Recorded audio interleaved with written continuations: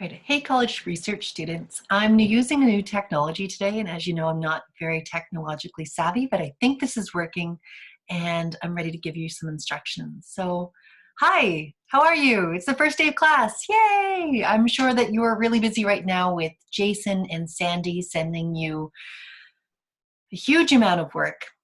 There's certainly things to be done in this course, but I'm going to try to keep it as minimal as possible to give you time and attention towards those other credits. That being said, we do have deadlines and we do have two major assignments that need to be completed as soon as possible in order to get this class finished so you can focus on those other courses. So I have heard back from everyone in my college research class except for just a few students. So if you have heard lately from Ani, Rain, or Ben, can you let them know that I'm trying to get in touch with them? Everybody else has responded and said that you're in, and I think that's fantastic. So the focus of this week in college research is going to be on your Heritage Ministers Circle Award nomination letter. So what I'm looking for, and I've given you the deadline of tomorrow. We talked about that deadline before the course ended, before break. And so I think that that's still a reasonable deadline just because we spent about 2 weeks working on it during class time. So what I'm looking for is I'm looking for this letter to be about 2 pages long, single spaced. I don't think that you could do it justice in anything that's a little bit less than that. The content is what we should be focusing on right now. I'm not so much worried about things like in-text citations or about reference pages. We'll get to that. That'll be focusing on what we're focusing on next. But right now, let's focus on content. I hope that you've chosen a person or an organization about whom you feel passionately. I really want that to be conveyed in the content of your writing. So your first paragraph, as you know, should really focus on who this person is. Give us enough context and information about them as a person, where they live, their employment, their role within the community, to help paint a picture for the nomination jury to understand who is this individual or who is this organization. Provide us some background. That's the first paragraph. The second paragraph is specifically what they're doing. Let's try to focus on 3 things if you can. 3 is always the magic number in English, but if you can't, then that's okay. 2 really great detailed answers are absolutely fine. So what are they doing? What are they doing in this community in making contributions to society that you feel like is worthwhile of noting from the government? So provide us as much elaborative details as you can. This should not feel like a list. This should feel like a story. So keep that in mind. You're telling a story of who they are and what they're doing. And then the last paragraph is, why does this matter? Why does anybody care about what they're doing? How does it make a difference? And why is this worthy of recognition? So again, it's storytelling. Who are they? What are they doing? Why does it matter? Why is it important? That's the content that we're going to focus on right now. Again, about 2 pages single spaced is the ideal. That being said, I do want it to have some basic formatting. So let's see if I can get this to work. I'm using a new program called Zoom. Zoom is what everybody seems to be using these days. And I like it because it can do things like this. So I'm going to go over to, I really hope this is sharing. Okay. Hopefully, in theory, you see a Google window open now, and I want to remind you of this web page. It's the OWL, which stands for Online Writing Lab. It's from Purdue University. Don't worry about the APA, we're just going to OWL Purdue. Let's go there. We've spent enough time on this page to know kind of how it navigates. The reason I'm taking you in here today isn't to focus on in-text citations. It's not to focus on your reference page, although that's coming. Today it's to talk about the formatting of a business letter. So as you can see on the left-hand margin, there are all the different tabs that we've been using. In the past, we've been going down to things like APA Guide. Not today.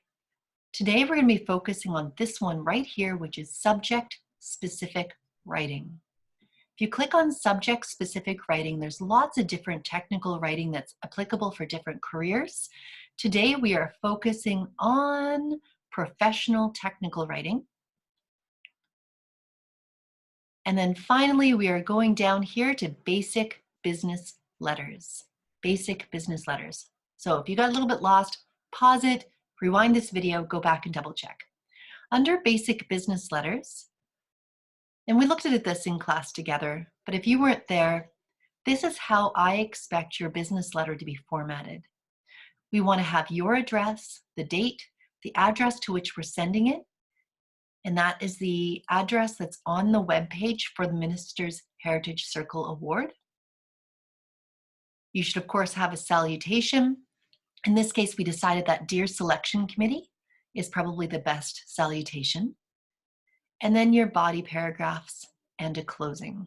What I also like about the OWL Purdue site is they have really good suggestions on how to make it look. They have good exemplars.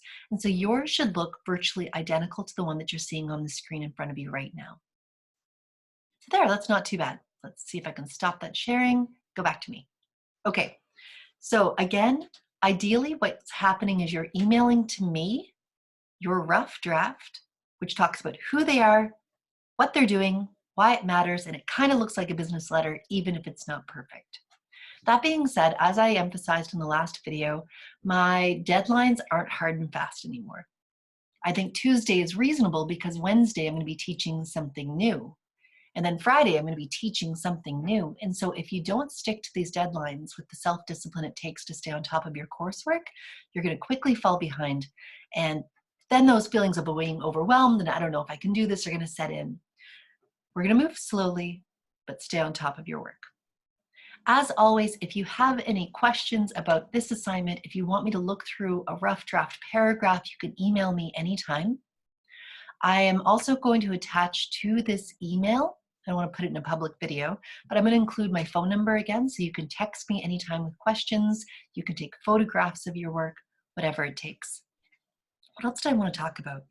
Oh, you can also contact me through Facebook Messenger if that's a preferred way of communicating with me. Doesn't matter to me. I will only be checking my work email probably once a day, first thing in the morning, so keep that in mind. If you need a quick response, texting me or Facebook messaging me is probably the better way to go. What else do I want to talk about? I think that's it. I just want to make sure that everybody is staying safe, that you are taking care of yourself. Try to get outside at least once a day while practicing physical distancing, of course. If you need extra support, there is still support available to you through the college. This might have something to do with sort of the challenges of this new academic program, or it might be things that are going on in your personal life. So I'm going to share the screen one more time. I want to remind you that Joanne Erasmus is an extraordinary woman, and she is very much there to help you in any way that you need. So if I go to, close down my personal stuff. If I go to Joanne Erasmus's Facebook page, it's a public post that she made. Here's the information that she wants you to know. She says, I'm the student counselor. I don't want to like that. At Aurora College, I've been busy setting up my workplace to include my desk, my healing area, and my workout space. I've been busy reaching out to those in need, that which include Aurora College students, elders, and others who require my services. I've been helping by giving distance, energy healing treatments, talking on the phone, navigating with clients in this uncertain time. Joanne is there to help you. You can contact her for any reason. Her email address is right here on the screen. It's jerasmus@auroracollege.nt.ca. If you email her, she will either connect with you through email, or if you give her your phone number, she will give you a call.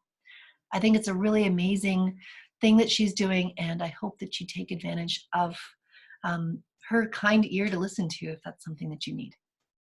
Okay, so I will talk to you again on Wednesday, and again, reach out if there's anything that you need. Take care.